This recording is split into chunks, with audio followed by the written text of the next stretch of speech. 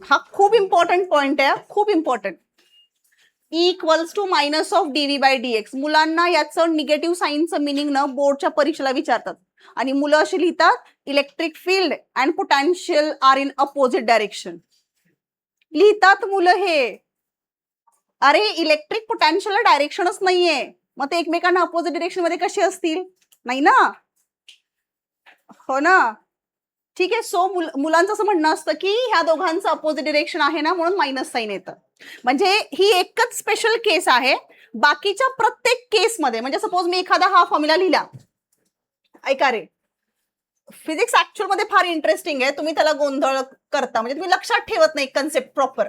आता सपोज मी हे इक्वेशन लिहिलं आणि मी तुम्हाला विचारलं की याच्यामध्ये काय मिनिंग आहे रे निगेटिव्ह साईनचं, तर इथं हेच मिनिंग आहे की फोर्स आणि डिस्प्लेसमेंट एकमेकांना कसे आहेत? अपोजिट डायरेक्शन्स मध्ये. पण मी इथं असं म्हणू शकते कारण फोर्स पण वेक्टर आहे आणि डिस्प्लेसमेंट पण काय आहे सांगा?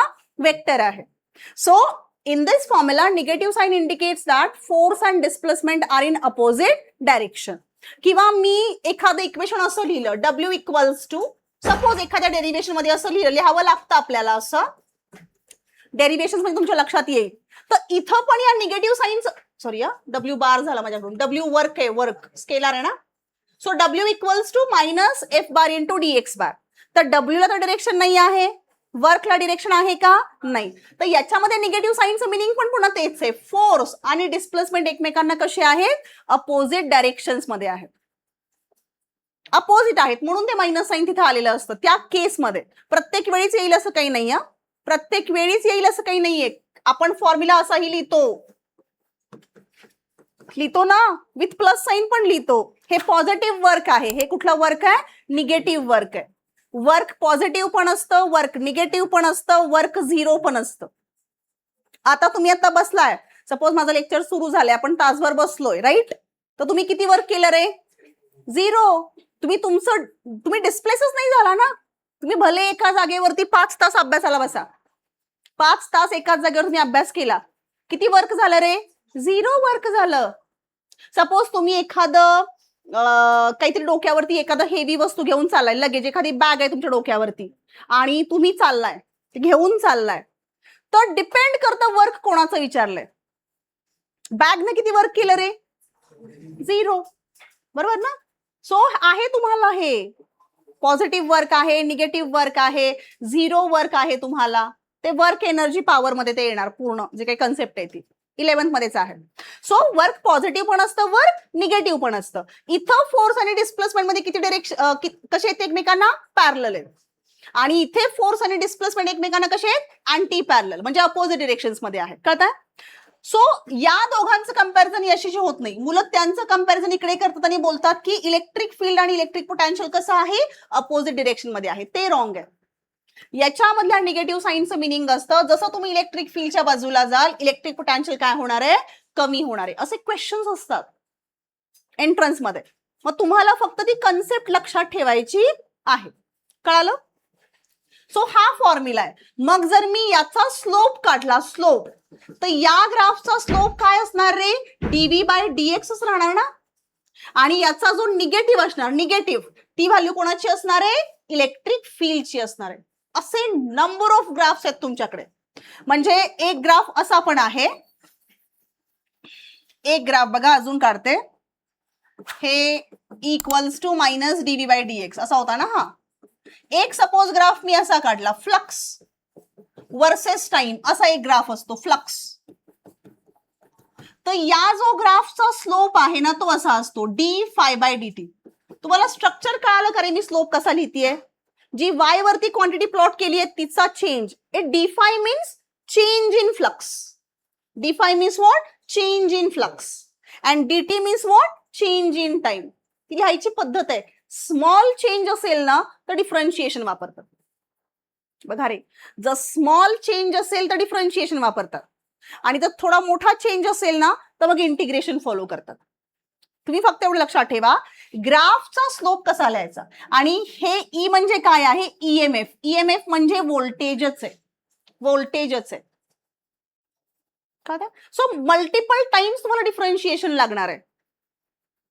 अजून आहे फोर्स आणि पोटॅन्शियल एनर्जी मधलं पण एक इक्वेशन आहे. म्हणजे असं असतं force equals to minus d by dx. DU म्हणजे पोटॅन्शियल एनर्जी आहे. काय यू म्हणजे पोटॅन्शियल एनर्जी आहे. हा पण फॉर्म्युला आहे. शेवटी आहे स्लोप असणार आहे. कोणत्या ग्राफचा स्लोप आहे रे तो? पोटॅन्शियल एनर्जी वर्सेस डिस्टन्सचा. हे काय आहे? हे पोटॅन्शियल एनर्जी आहे ना. इक्वेशन कळत नाही का तुम्हाला? मी काढून दाखवते पुन्हा. हे सगळं तुम्हाला होणार आहे.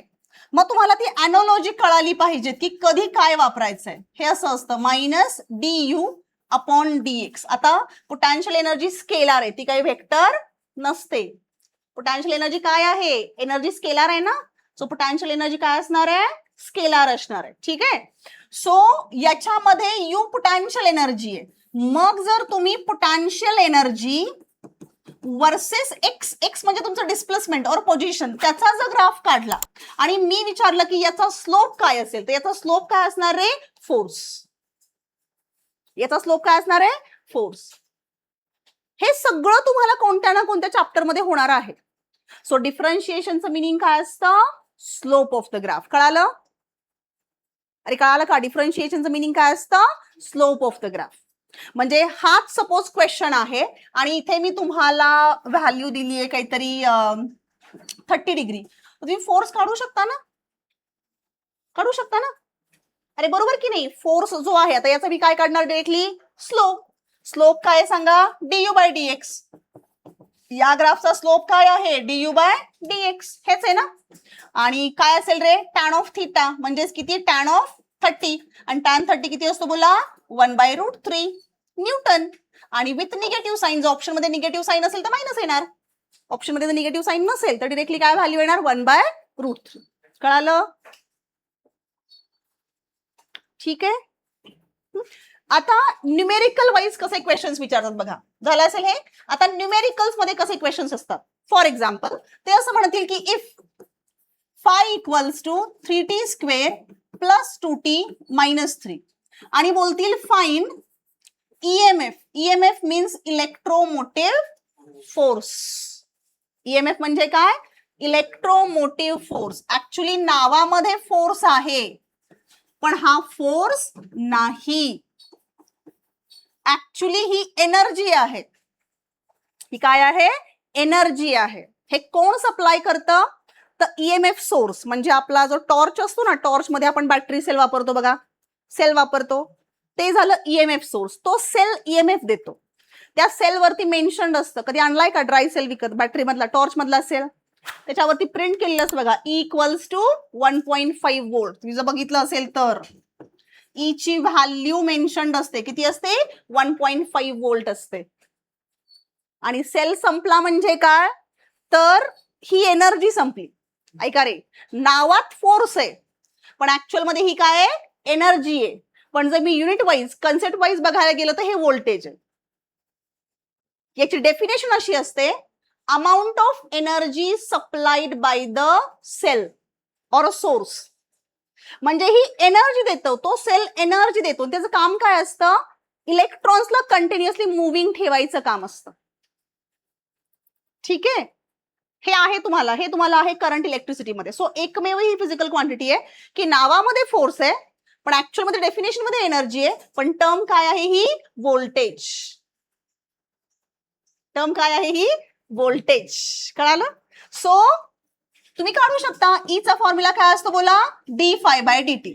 आता जर ऑप्शन मध्ये मायनस असेल ना तर मायनस घ्यायचं, अदरवाईज तुम्ही काय अज्युम करायचं? प्लस. आता डिफरन्शिएशन करता येईल ना हे?